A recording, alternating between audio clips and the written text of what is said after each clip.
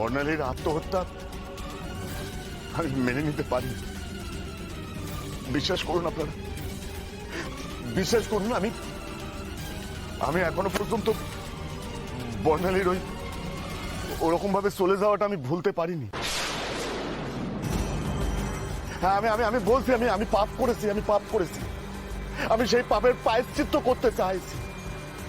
আমি রানীকে বাড়িতে নিয়ে যেতে চাইছি। হ্যাঁ, আর তাছাড়া এই বিয়েতে আমার বাড়ির সবাই রাজি।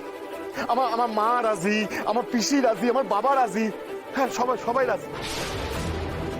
সবার মাঝে তাহলে তুমি স্বীকার করে নিচ্ছ যে সোমেশ্বর দত্তর বোন রানীকে তুমি তোমার নিজের স্ত্রীর মর্যাদা দিতে চাও।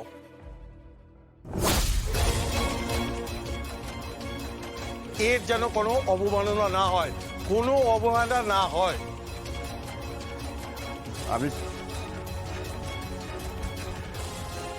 আমি সবার সামনে কথা দিচ্ছি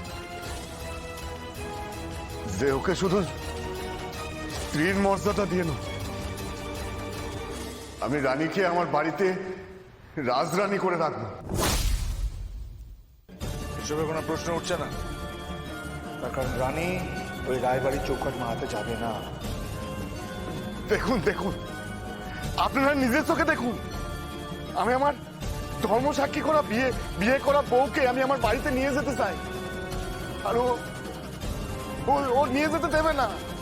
ও এরকম ভাবে রাস্তা আটকাচ্ছে। আপনারা বিচার করুন আপনারা। আমি আর বিচার চাই,